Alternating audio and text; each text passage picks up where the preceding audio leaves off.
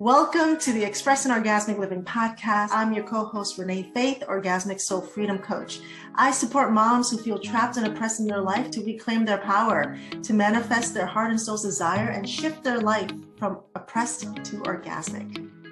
Hi, I'm your co-host, Sherrie and Renee, Life Expression Coach, and I guide women on how they can best navigate mental health challenges, live their life in full expression without fear or shame, and take their power back to own their life like a boss.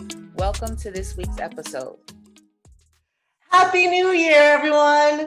New Year! We are back with season 2 of the Express and Orgasmic Living podcast. We are so excited. I hope you all had a great holiday. Did you have a great holiday, Sherrie? I did. I spent it with my husband and my kids, and we brought in the new year together, saw the fireworks, and all went to bed. Yes. It was nice and peaceful on my end too. And, it was the kids' first holiday season without, with us being separated, but it all worked out really well and smooth, and everybody was really happy, and it was peaceful. Like, that's what I'm really proud of. It was a great, it wasn't hustle bustle. There wasn't so many like family and faces, in my face. So it was great. We hope you guys had a great holiday season as well. Welcome to 2023. Welcome 2023. I'm just dancing. Let's bring in the new year with all this joy and dancing, right? Like, yes. I feel so hopeful. Yes, and I do too, and that's saying a lot for me, because this is the first year in a long time that I'm starting the new year with positive energy, not depressed. I'm not depressed coming into this year. So yay me. I'm so excited for what's to come for me, for you, for this podcast, for our audience. I'm just happy. I'm doing the dance. Yeah, and I love it. So it's this whole energy of hopefulness, excitement, just high vibration, right?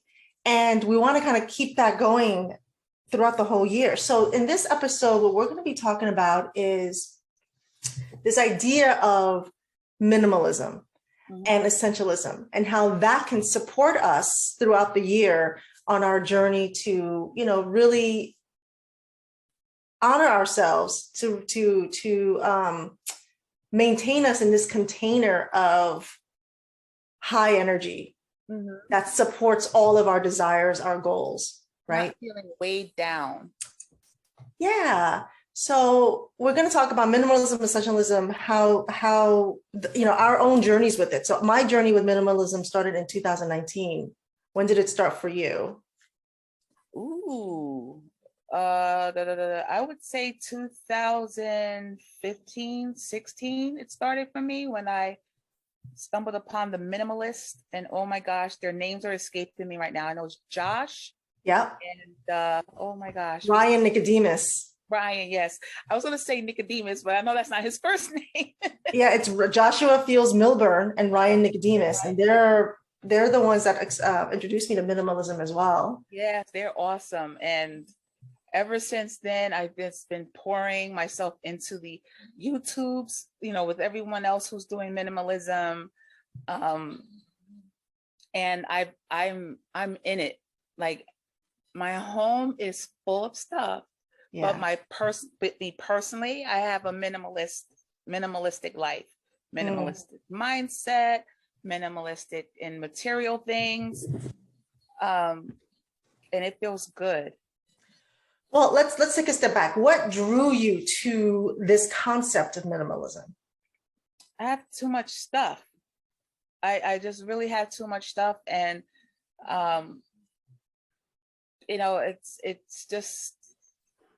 it was just getting on my nerves, just seeing everything. I mean, clutter really gets on my nerves, and to see that my stuff was contributing to the clutter, it just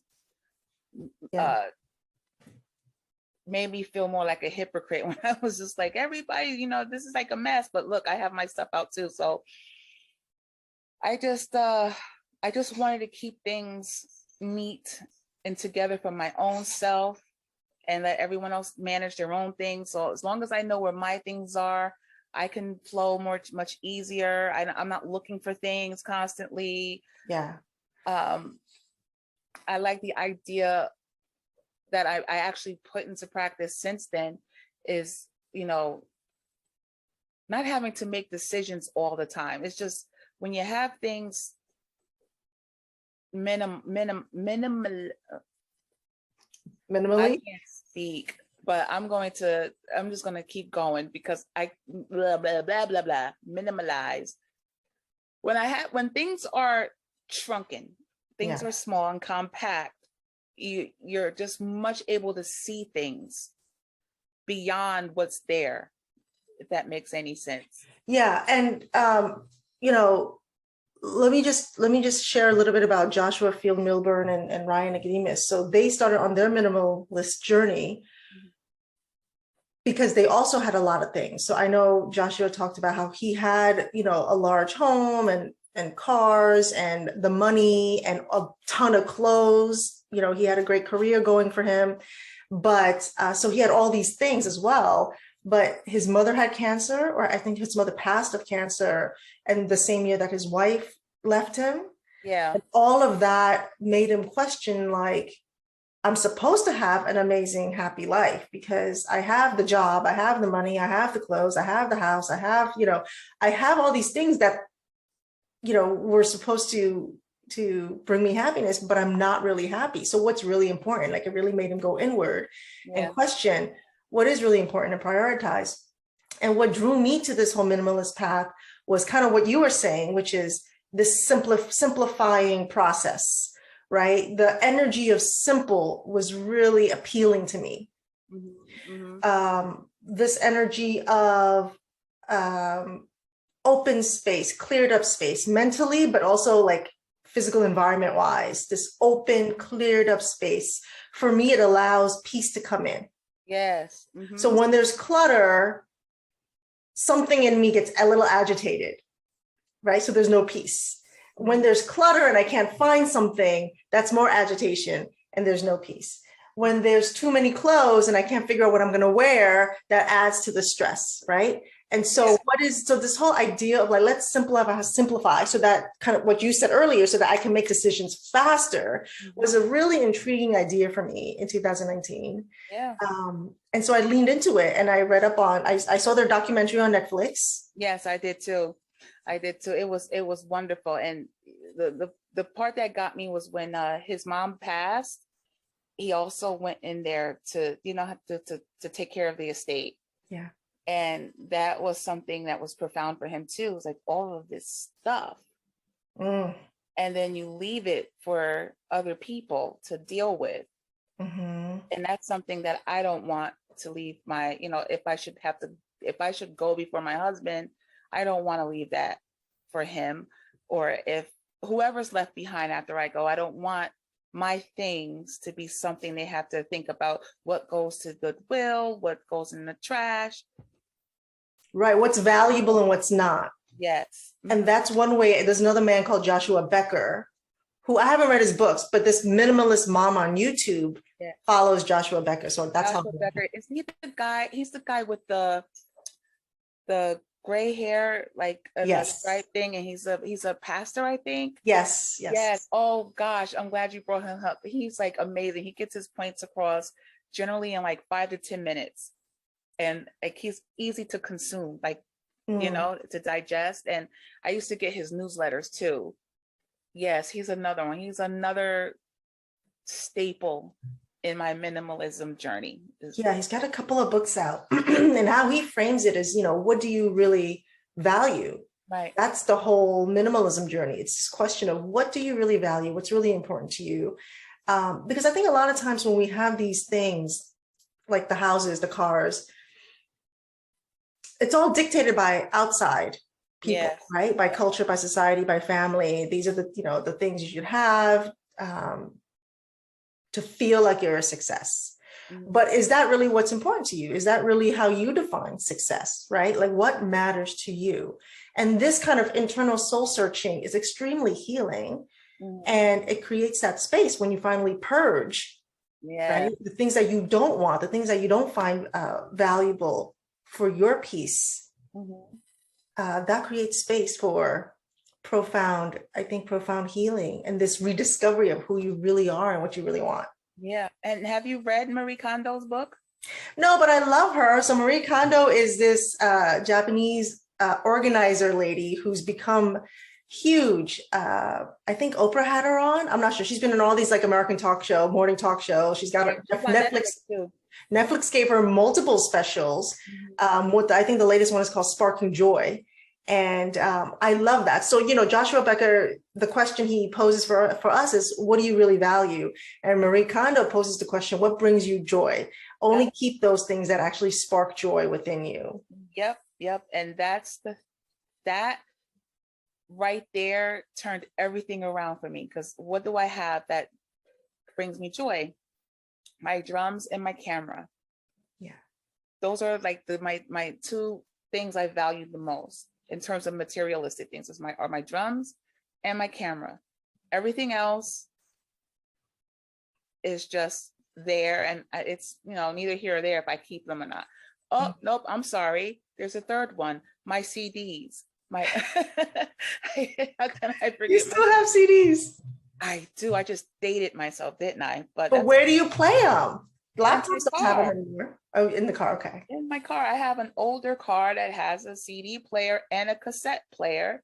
And we have another car that just has a CD player. Lots of cars have CD players in it still. Yeah. My Honda still has a CD player. Yeah. So I can't part with my CDs. So my CDs, my drums, and my camera. At some point, I got to convert these CDs though onto something else, right? To save the music. Well, I also subscribe to Amazon Music, so all my CDs I have them in playlists on Amazon, so I can listen to them anywhere, anytime. Because I don't have a portable CD player, and I don't have a CD player at home. It's just in my car that I have them, and that's where my CDs are, in the car.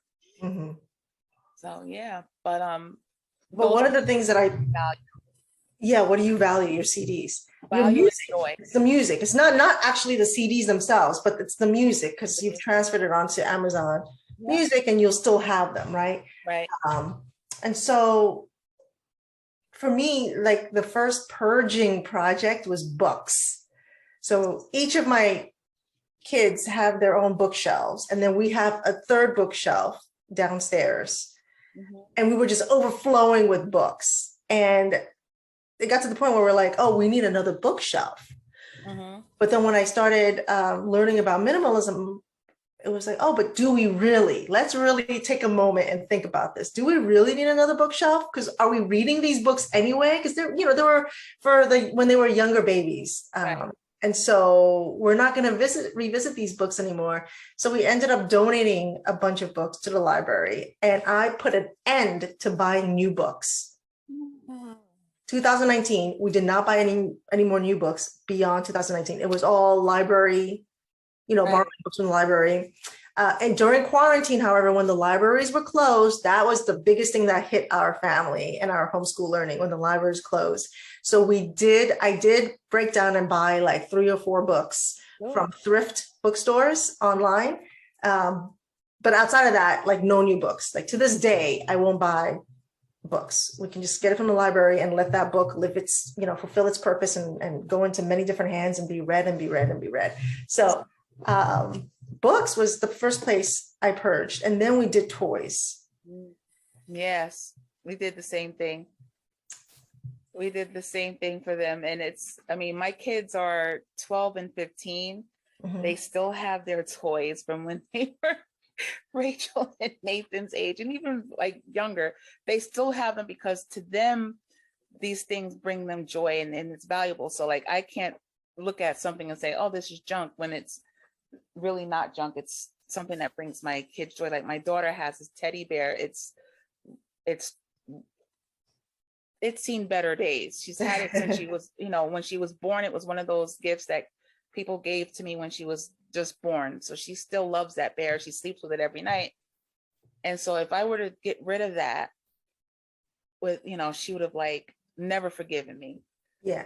But they still have a lot of their things, but they do have so much of it. And I'm trying to get them still to like think about what's really giving you joy. Like seriously, what's giving you joy? And what gives you joy is something that you visit often, not just have them there collecting dust or just out of sight, out of mind. But like really think about the toys that you want to see and that you'll actually go to play with. Yeah.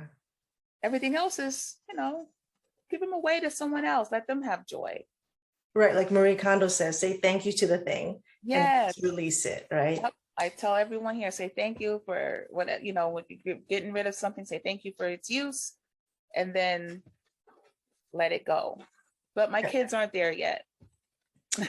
That's okay. And I think my kids, we did purge a lot of toys, and what I drilled into them was like, if you want a new toy to come into the house, and you have to let go of a toy that you have currently. So if you're willing to do that swap, then it's all good, because we just have to make sure we have space for it, right? Like I don't want to continue that pattern of piling on, and then we no longer have that space, because that space, the physical space to me energetically is stillness, cleanliness, stillness, peace. And they go together for me. So I look at this as a very energetic process. Yeah. So even with clothes, right? I purged my closet, and there were clothes that I no longer fit. This is back in 2019. There were clothes that I no longer fit, but I still had. But every time I walk into my closet and I see the clothes that I don't fit, it brings me down, my energy, right? Yeah. And so I went through all of it to be like, well, it's pointless. It's pointless. It's of no value to me. So why am I giving it space in my energy field? Thank you. And so I gave it all up to threadup.com, which is a place where you can actually send your clothes to, and they will try to sell it for you, and you get a tiny percentage. Okay. threadup.com. And I even played with the idea of being a singular color, because a lot of minimalists will just go with one color for their clothes. Joshua Becker does. He dresses in all black. Yeah. Black and gray. Mark Steve Zuckerberg Jobs does it. Steve Jobs. Oh my God. Matt. Oh my gosh. Why are their names? Matt, it's Matt D something. And he's a photographer, videographer. He's like a super duper dope editor. And he's also a minimalist. And there's like so many different creatives that are minimalists, and they talk about how it's important that they live a minimalist lifestyle just so that they're able to be creative. They Yes. put their mind for that. It frees you up, right? And so if we are intentional with our choices to collect, accumulate, to purge, if we're super intentional in all of that, you're really, I think, fortifying like your boundaries energetically. And you're saying, no, I'm not gonna mindlessly, unconsciously allow clutter to come into my energy field and mess up my intentions for the year of being happy and living a simple life, right? Like it's this intentionality that I think is really valuable with this whole process. And you have the power, you get a say, right? You have that choice. It was interesting too. A lot of people in the African American community, they have this ritual that they do before the new year, is that they have to get rid of things. They have to usher in the new year with clean clothes, a clean apartment, you know, everything purged out of the house, and all these, you know, to start off new. And I could tell you, I had so much guilt because I did not do that, because I just didn't do that. There's no excuse or no reason. I just didn't do that. Honestly forgot to. And then there's like this guilty feeling that I have now that's like sitting right here, that I didn't do that. So like, I feel like the clutter is just going to keep traveling and keep traveling and keep traveling until I do another big purge. Yeah. But, you know, the big purge that I need to do really isn't for me to do. Again, it's a thing that I have to deal with, like, because these are not my things. I have to be respectful of other people's belongings, and you know, my kids, my husband, that's their things. Okay, so let's talk about organization. So we talked about Joshua Becker, we talked about Joshua Fields Milburn, Ryan Nicodemus, who are the minimalist guys. Marie Kondo is a big organization person, but there's also Home Edit. Have you seen the show Home Edit on Netflix? No. So they're the organizers for the stars, for the celebrities. And Rachel and I, my daughter and I, we love it. So I got Rachel to actually love organizing. So she will like organize her bookshelf. She'll organize her toys we have a little bin that's under the bed, but we also have another separate bin, but everything's enclosed in a bin. Like nothing is out and about in her room. You know, my son's room is a different story, but I got Rachel on board with organization, and they marvel at my pantry that I've organized with all these containers. So for me, it's just like, yes, that's when I went to your house. I saw all these containers. Like, oh, look how cute they are, so organized.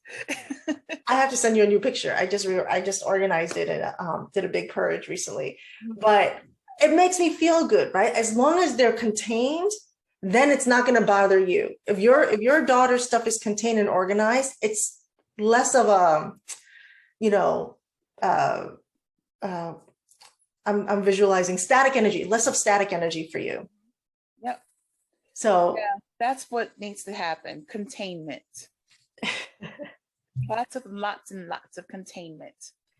So that's the goal. Yeah, I think that would be a good goal. I think that would probably help them all be a little bit more accountable for their things, in terms of, just throw everything in a bag right now. I just need it all contained to some place. And then maybe they'll see that this is not a good way to be, because now I have to dig and dig and dig and dig and dig look for something, Yeah. For me, it's all energy. I really look at this whole process as an energetic one, and it's space to breathe, right? Mm-hmm. I want to explore this idea of, it's, beyond physical things, material things. Mm-hmm. I want to explore this idea of being minimalist with our activities. Oh, yeah. So there was a graphic I saw on Facebook that said, for 2023, can one of your goals be to do less? And it was just in that moment of reading it, I felt a little expansive. Mm-hmm. And it was appealing. Like, what would it feel like? And I'm one of those people, with this personality that kind of thrives on juggling a little bit. Mm-hmm. But then it's a fine line I have to walk, because it can feel really heavy and I could get burnt out really quickly too.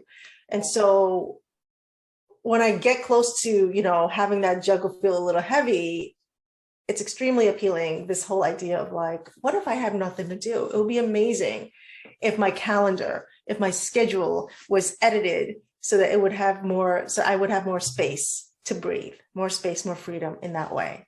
What do you think of that idea? Less is more in that realm of activities. Yeah. Calendar. Less is more. In my family, like my kids, they like to cram so much in a day or in a weekend, Mm-hmm. And I try to explain to them, I said, listen, like, I know you want to do all the things, but how about we split these things up and spread them out over the month? Because then you're going to get burned out. You're not going to have any energy for the next thing. Like, for instance, we live next door to Mountain Creek, which used to be Action Park. They would literally want to go there, spend all day there, then go to the movies, and then go to like an arcade and all these things they literally want to do. And I would be like, no, that's too much. You may have the energy to do all these things, but it's really just too much. Just one thing. And even within that one thing, just like with the Mountain Creek thing, pick and choose a few things to do inside of that. And then we can come back again and do some new things, There's something about stillness that's really powerful, right? So all these activities, things to do, places to go to, even like with screen and tablet for the kids, like shows to watch, like all of that is filler. Mm. And is it really bringing our children value? Is it really bringing our lives value to be running around, doing all these different things? No. So for example, when I took away the screens the other day from my kids, they had, an hour or two of nothing to do. And in that time, they decided they were going to do a workout routine. So they got creative. They tapped into something else because they had that space. And so they ended up doing some crazy workout. They wrote down number of reps and number of squats they did, and they ended up overworking themselves, which was really funny. But my point is, like, and they ended up also creating a different game just out of the blue, just a random thing they came up with. Yeah. But that creativity couldn't have been tapped into. That it's magical to me to see that. Yeah. Right. I get what you mean now. Yeah, I'm definitely going to try that. Explain to them, like, let's see what happens when you don't have all of these different distractions in your way.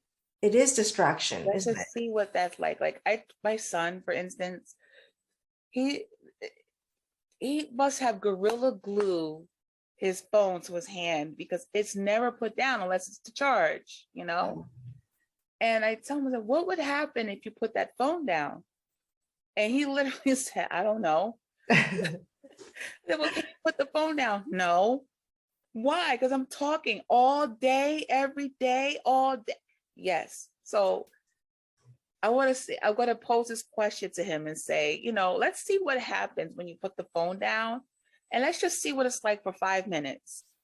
Mm-hmm. Just 5 minutes. Can you give me 5 minutes of not using your phone and see what happens? And then let's see if we could extend it a little longer and a little longer. And the thing is, those 5 minutes, I bet you everything will feel more quality time than the hour that he does spend on the phone. Right. Yes. Right. Like we can get so much conversation in 5 minutes. Yeah. So that's the whole point of this minimalism journey too. It's the quality of life. Like, what do you really value? Yeah. Instead of, being later in life and going, oh, I didn't have, like, I did a lot of things, but it didn't fill my cup. Mm-hmm. Right. Where essentialism comes in. You do the essential things, the things that are most important.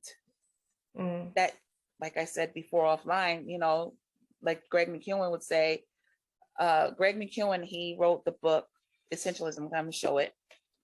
Like Greg McKeown. And he basically says, do the important things that help you sleep good at night. So if you have too many things to do, break it down to just the essential things. Yeah. So minimal, simplifying your life with minimalism. You do that, and then as you're simplifying your life that way, you could still pick out of those things the essential and work on those the most. Mm-hmm. And I live by that. Yeah. What's essential for me is being present with my kids, right? Mm-hmm. So if I'm driving them, so on Wednesdays, that's our busiest time. Like, I'm running them from, martial arts class, dancing class, and then we're doing a bunch of errands in the middle because we're out, in those parts of town. So there are like maybe 2 days during the week where I'm really running around and rushing around, but I make sure to keep and clear the rest of the week open so that we can be spontaneous, be present, and do things like, reading a book together. Mm-hmm. For me, that's quality time, and that's essential for me. Yeah. Right? So keeping free blocks of time to see what magic can come out of it with the kids, I think is super important. And that's been part of my minimalist journey as well. Yeah. To really explore and go deeper into, well, how can this expand into my calendar? Mm-hmm. This idea of minimalism. And keeping your calendar simple as well. yeah, the essential for me is like you, but is the family time. My three, well, it's not three. What's essential for me is connecting with my family. I like to call my family Team Pritchard. That's our last name, Team Mhm. Pritchard. And everything I do is for Team Pritchard. So minimalism, me adopting that lifestyle, I was hoping that it would spill into their lives. Like they see it, they're watching, Yeah. Yeah. and they can see how easy my life is around here so that I can be current and present for them because I'm all for Team Pritchard.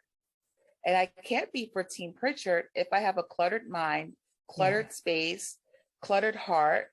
I can't do it. So, like you said, I need them to contain their things. But as for myself, for my things, they can see and they bear witness to the ease I have in my decision makings. Uh, for instance, like my clothes. I mean, I do wear different shirts, but my bottoms are all the same. I wear the same type of pant every day. Not the same pant, the same type of pant. They're black leggings.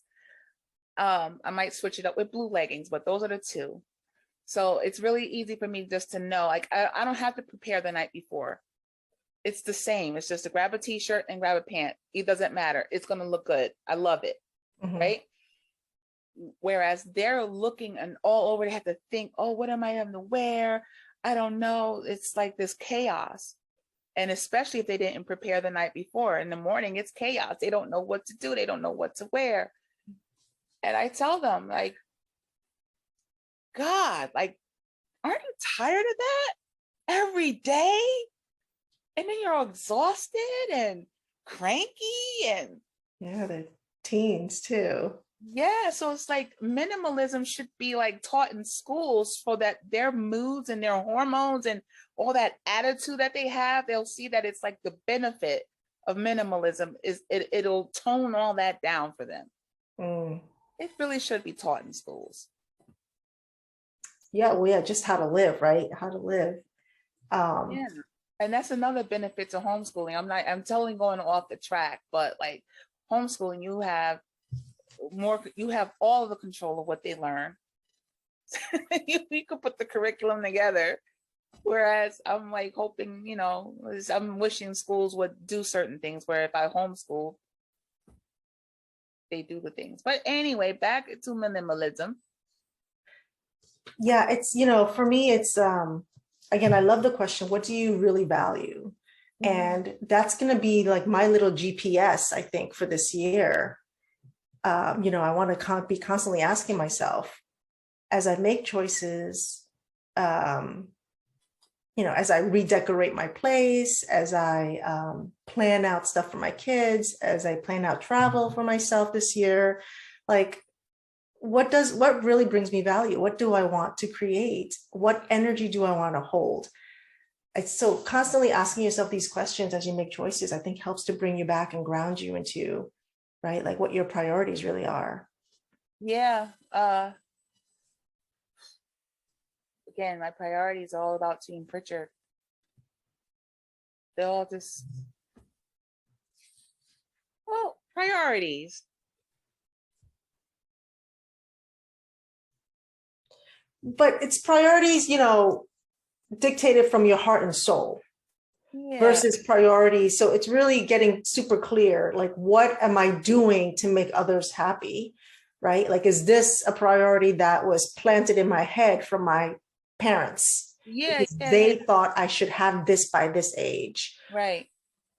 See, that's what, like, I'm glad you said more context to that, because where I was going in my mind with priorities is that priorities, again, it's really just choosing a priority. I mean, priorities, it's having a plural form of priority. Is it really priority? if you have more than one? I mean, there's different areas of your life, right? So as far as your creativity and self-expression Oh, go, sure. your You drums have are a priority, right? You priority. have priority in your home, you have priority in your business, you have priority there. But what I'm talking about is like, would people have like for their families, like they have all these different priorities that there's so many of them that they're none of them are priorities. So that you have to be mindful of that. Yeah, I think you have to write it down and really get clear on what is most important to you, right? Like for Right. some, you're writing it down. So for some, it's like the eating bit, their family's health is a priority. So let's stop stuffing the pantry with junk food. That's good that you said that, because that's exactly what my new year is about. I'm not doing anything. I have not set any goals. I Mhm. haven't done any resolutions. The only thing that I'm doing is looking after Team Pritchard's health. That's my main priority, which affects every area of our lives. My business, my finances, everything is all about the health. You know, like I shared with you, I'm at my heaviest weight ever. So my priority, like you said, is to get everything out of the house that's no good, bring in all the good stuff, exercise more, and just moving and all that other stuff. Like that's essential for me, is having a good health. My priority is to have good health, you know, in minimalism, and how that works with that is, for me, is to know your foods, the food you want to eat. Like I have my favorites, and those are going to be what I eat. You know what I mean? Like I'm not going to worry about all these different recipes. I'm just going to pick maybe five recipes and have them probably every day, like one, like not every day, but like Monday, Tuesday, and Wednesday one, Thursday, Friday, Saturday another, and just keep rotating them, the same ones. That takes the Yeah. decision making out of it. But where I'm going with this is just that I have the one thing. That's just the one thing I can think about, is the health for me and my family. Mhm. Yeah, the minimalism with the meal planning. I know a lot of other moms do that because that's so stressful, right? To meal plan and then to go get the groceries for it last minute. And so that's a great tip, the meal planning. Yeah, get See? minimalist with your kitchen, with your pantry, cleaner eating, right? Like, do these foods in my pantry and my kitchen bring us value, Right. bring our health, you know? Yeah, purge. Go through all your cabinets and purge. And I love that idea of bringing minimalism to the kitchen. Yeah. I do it with my pantry. I try to be mindful. But if that's the area of your life that you want to really focus on this year, then that's amazing. Yeah. Yeah. I mean, some people focus on their health, some people focus on their finances.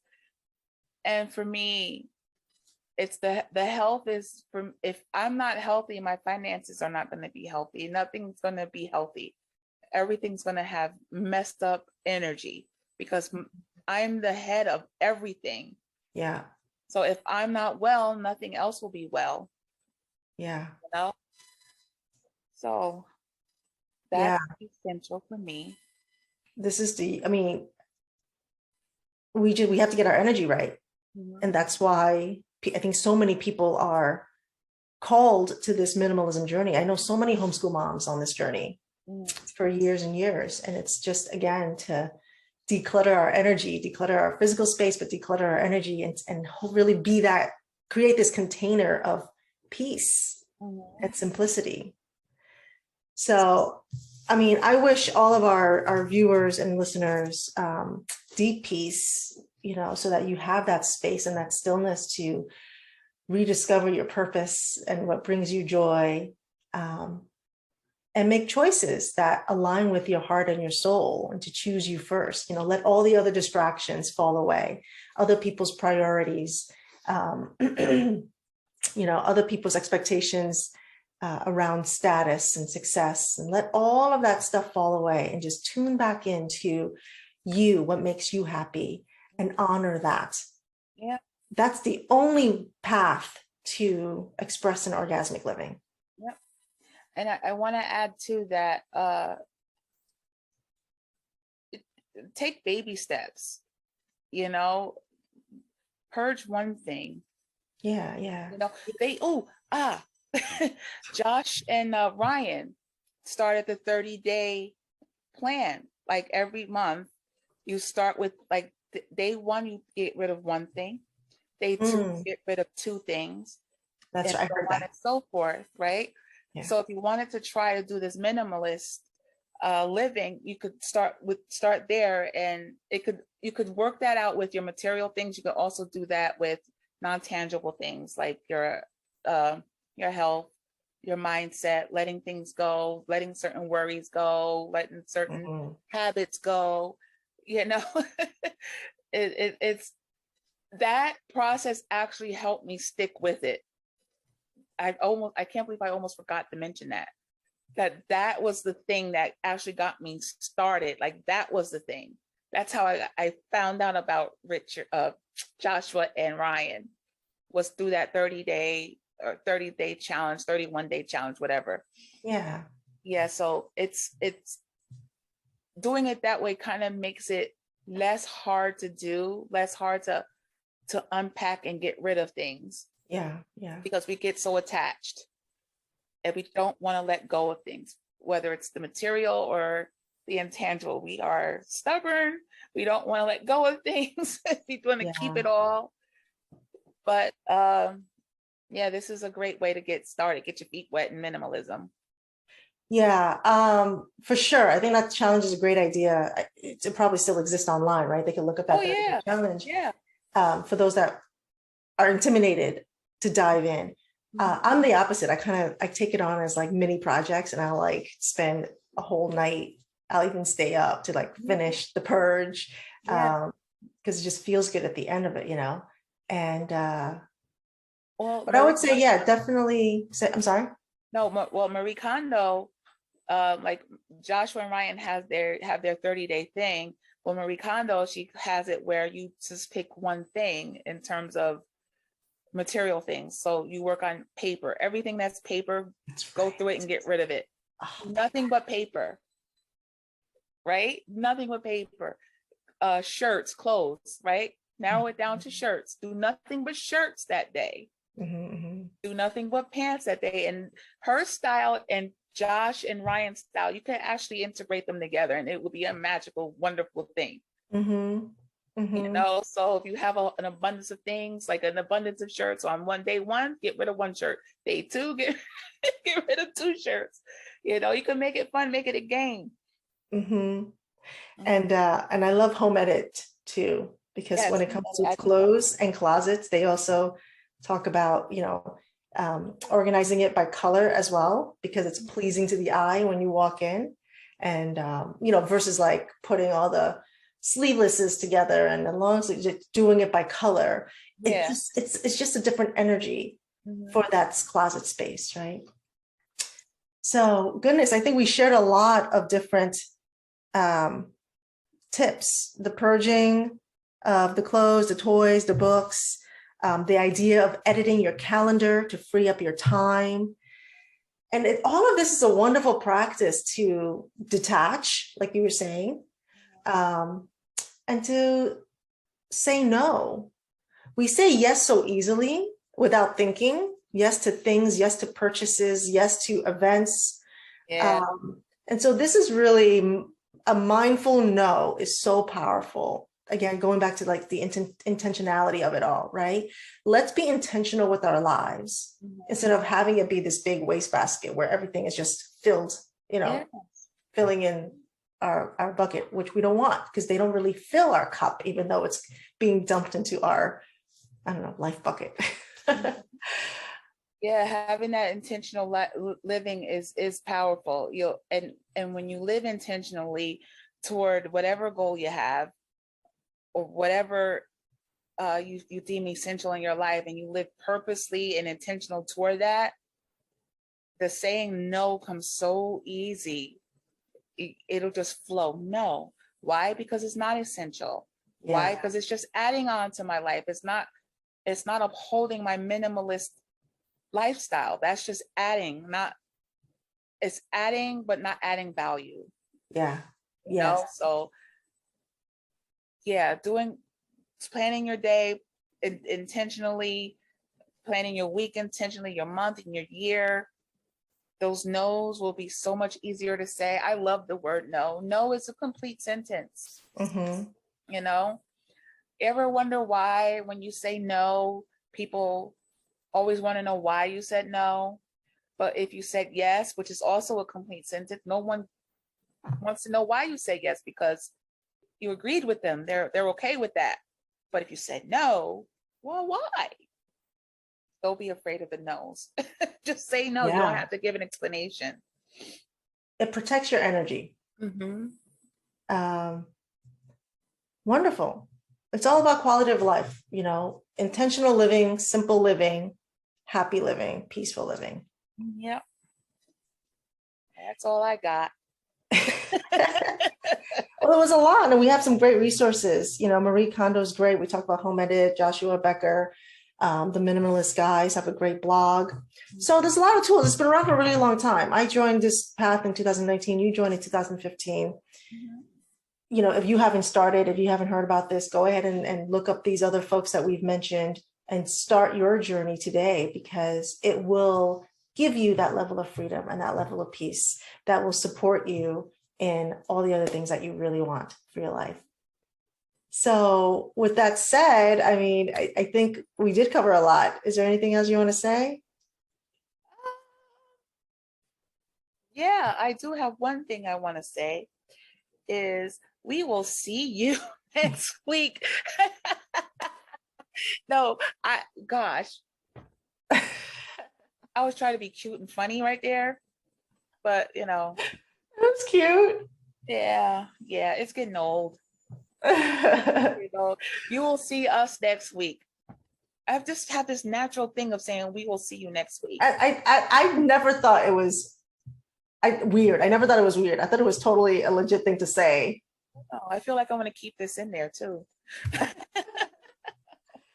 Well, look, this is the, I'm glad we are talking about this to kick off 2023. We really want this to be an amazing, intentional, powerful year for you guys.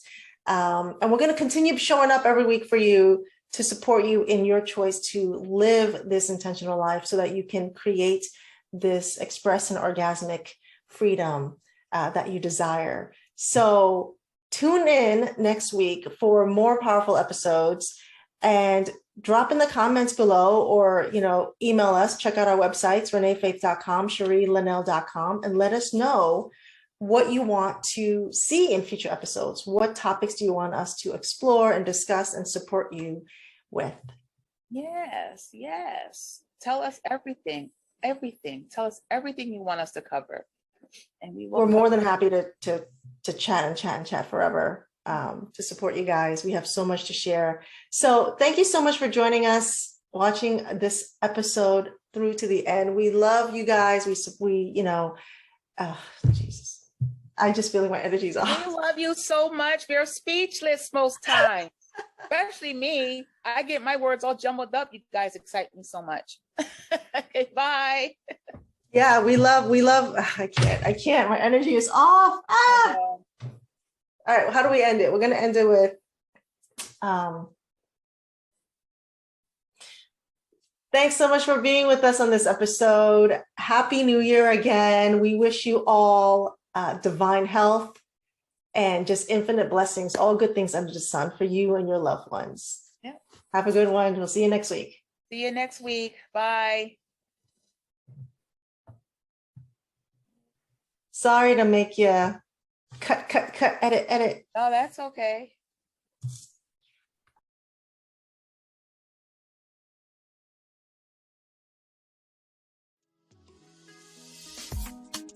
Thank you so much for listening. We hope you enjoyed this new episode, and if you did, please leave us a like and subscribe. Also, feel free to let us know what topics you'd like to see covered in future episodes. get in touch in the comments and visit us on our websites, reneefaith.com and sherrielinnell.com, to learn more about how we can serve you on your journey. All links below in the description.